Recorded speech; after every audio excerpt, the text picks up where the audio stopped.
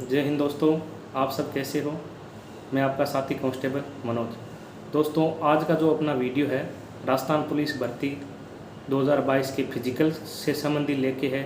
कि अपन फिजिकल में जाते समय कौन से डॉक्यूमेंट लेके जाए, यानी डॉक्यूमेंटों के ऊपर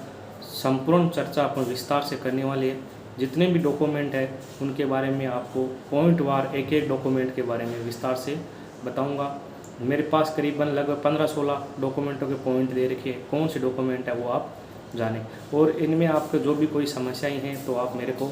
कमेंट बॉक्स के माध्यम से यानी कमेंट करके मेरे से आप पूछ सकते हो, मैं आपका रिप्लाई ज़रूर करूँगा। तो दोस्तों, अपन आज बात करते हैं जैसे कांस्टेबल भर्ती 2022 शारीरिक दक्षता शारीरिक मापतोल परीक्षा के समय ज़रूरी डॉक्यूमेंट क्या है। तो दोस्तों, अपन सबसे पहले एक एक पॉइंट वार बात करेंगे, आप ध्यान से सुनिएगा।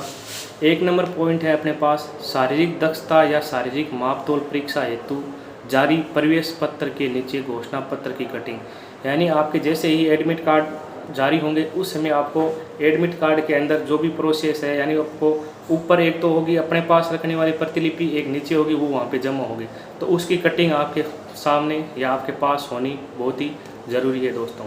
2 नंबर डॉक्यूमेंट है राजकीय चिकित्सालय से शारीरिक दक्षता परीक्षा की दौड़ में भाग लेने हेतु शारीरिक रूप से योग्य होने का प्रमाण पत्र। यानी इसका साफ साफ कहने का मतलब यही है कि अपन दौड़ में शामिल हो रहे तो दौड़ के लिए वो जो अपना है ना मेडिकल सर्टिफिकेट 2 नंबर पॉइंट के अंदर है, मेडिकल सर्टिफिकेट अपने पास होना बहुत ही ज़रूरी है। तीसरा जो अपने पास पॉइंट है दोस्तों वो है शैक्षणिक योग्यताएं के प्रमाण पत्र। अगर आपके पास 8वीं पास है तो 8वीं 10वीं 12वीं और उच्च कक्षाएं के जो भी है, जैसे अपने पास स्नातक है या स्नातकोत्तर जो भी है, उनके आप जो ओरिजिनल डॉक्यूमेंट है वो साथ में ले जा सकते हो। लेकिन दोस्तों, जो जनरली डॉक्यूमेंट है वो अपने को जैसे आपके उस फॉर्म भरते समय आपने जो डॉक्यूमेंट लगाए हैं वही अपने पास होना ज़रूरी है। ज़्यादा आप लगाते हो तो कोई दिक्कत नहीं, आप लगा सकते हो। 4 नंबर पॉइंट है दोस्तों अंतिम शैक्षणिक योग्यता प्राप्त करने वाली संस्था के प्रधानाचार्य द्वारा जारी किया हुआ चरित्र प्रमाण पत्र। यानी अपना चरित्र जो प्रमाण पत्र है दोस्तों वो जहाँ से आपने अंतिम वर्ष जहाँ पे आपने अध्ययन किया है वहाँ के प्राचार्य की मोहर के द्वारा जारी हुआ चरित्र प्रमाण पत्र होना चाहिए। और दोस्तों, इसके अंदर एक शर्त है कि ये जो चरित्र प्रमाण पत्र है ये 6 महीने पुराना नहीं होना चाहिए। यानी 6 महीना है, इससे अधिक पुराना नहीं होना चाहिए। 6 माह के भीतर से 5 महीना पहले बने हुए वो तो अपने वो चल जाएगा। एक दोस्तों आयु प्रमाण पत्र, यदि शैक्षणिक योग्यता प्रमाण पत्र में आयु अंकित नहीं की है तो यानी आपने जो शैक्षणिक अपना है प्रमाण पत्र उसके अंदर अगर आपने आयु अगर नहीं दर्शाई है तो आप ये शैक्षणिक जो आयु प्रमाण पत्र है वो ले जाना आवश्यक होगा। अब जैसे अभ्यर्थी SC ST OBC MBC EWS वर्ग से संबंधित जो प्रथम श्रेणी दंडनायक व समकक्ष अधिकारी द्वारा निर्धारित प्रावधान में जारी किया गया जाति प्रमाण पत्र। यानी इसमें जाति प्रमाण पत्र चाहिए, जो भी कैटेगरी का से बिलोंग करते हैं उसको अपनी कैटेगरी का जो है सर्टिफिकेट लेके अवश्य जाना है, वो चाहे EWS से हो या MBC से हो, किसी भी वर्ग से हो, यानी वो जाति प्रमाण पत्र एक लेके जाएगा। एक मूल निवास जहाँ से आप बिलोंग करते हो, राजस्थान से हो तो राजस्थान वाले लगभग अधिकतम राजस्थान वाले हैं, और जो बाहर के स्टेट से बिलोंग करते हैं तो वहाँ का उनका मूल निवास होना जरूरी है।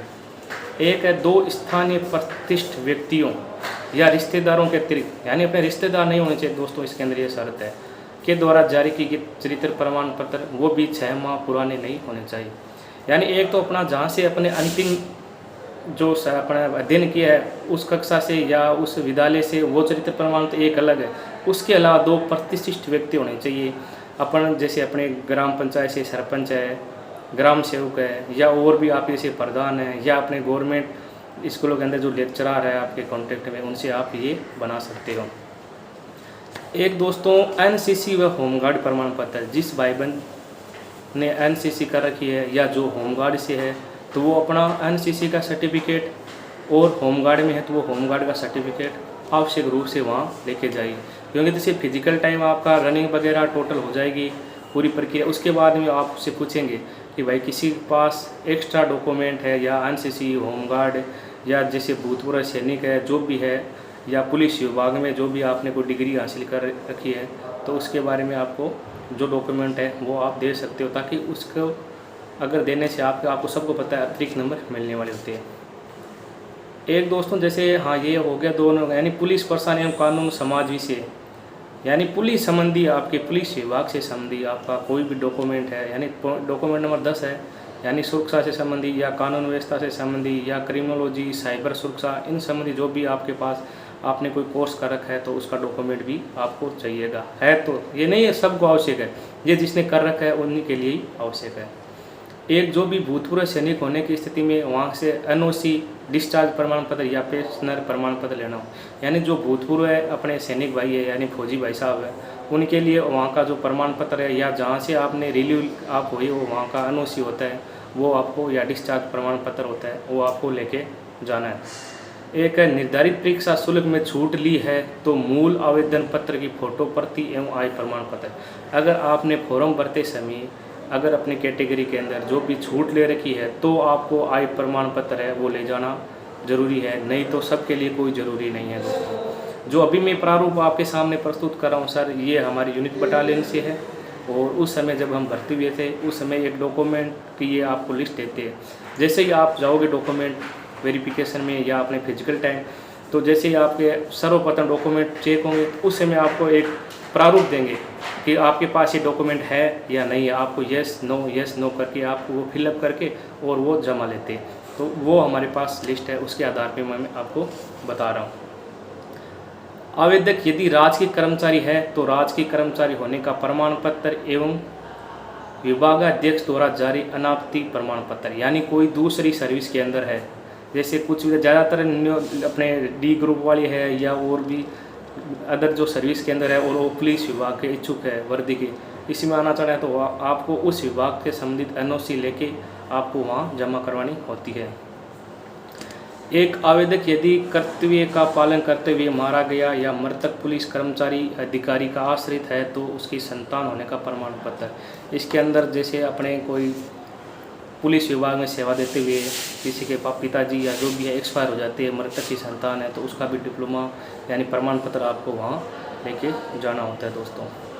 एक विधवा के मामले में उसे अपने पति की मृत्यु का समक्ष अधिकारी द्वारा जारी किया हुआ प्रमाण पत्र, अगर विधवा कोटे से कोई अपनी महिलाएं हैं तो उनको विधवा का जो कोटे का प्रमाण पत्र है वो उस समय आपको ज़रूरी चाहिएगा, क्योंकि ये डॉक्यूमेंट है ये सारे प्रत्येक विद्यार्थी जो भी भाई बंद इसके अंदर अपने फिजिकल के अंदर शरीक हो रहे हैं उन सब के लिए है, जो भी इन कैटेगरी होंगी यानी इन जो पॉइंटों के अंदर आ रहे हैं वो सब के लिए लागू है। तो आप इन डॉक्यूमेंट में आपको विस्तार से लगभग अभी मैं 14 पॉइंट बता चुका हूँ आपको, आप वीडियो को वापस देख के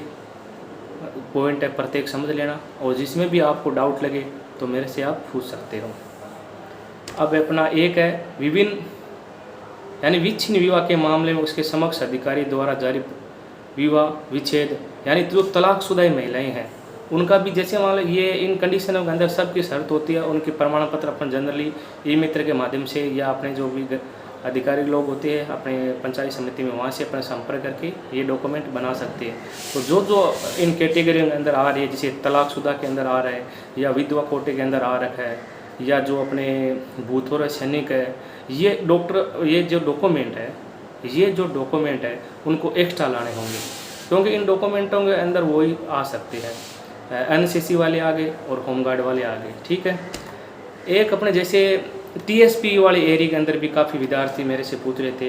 यानी जो भी टीएसपी या शहरिया क्षेत्र से संबंधित है तो उसका प्रमाण पत्र, यानी जो टीएसपी से बिलोंग करने वाले है जैसे डूंगरपुर बांसवाड़ा उदयपुर इस साइड का जो टीएसपी एरिया है, इस टीएसपी एरिया के अंदर वाले विद्यार्थी है वो अपना टीएसपी का प्रमाण पत्र भी लेके जाना चाहिए। अब ये इतने सारे डॉक्यूमेंट मैंने आपको एक एक पॉइंट वार बताया है, ये आपके पास सब डॉक्यूमेंट ओरिजिनल होने चाहिए, जितने भी ओरिजिनल डॉक्यूमेंट, और इनकी फिजिकल में जाते समय आप सबकी दो अधिकतम, जैसे ज़्यादा तो आवश्यकता नहीं पड़ेगी, एक एक फ़ोटोकॉपी बहुत है, लेकिन वायदा अपने पास कोई फ़ोटोकॉपी इधर उधर हो जाए तो इसके लिए आपको सबकी दो प्रतिलिपि आपको लेके जाना आवश्यक है। और सबकी अपने जैसे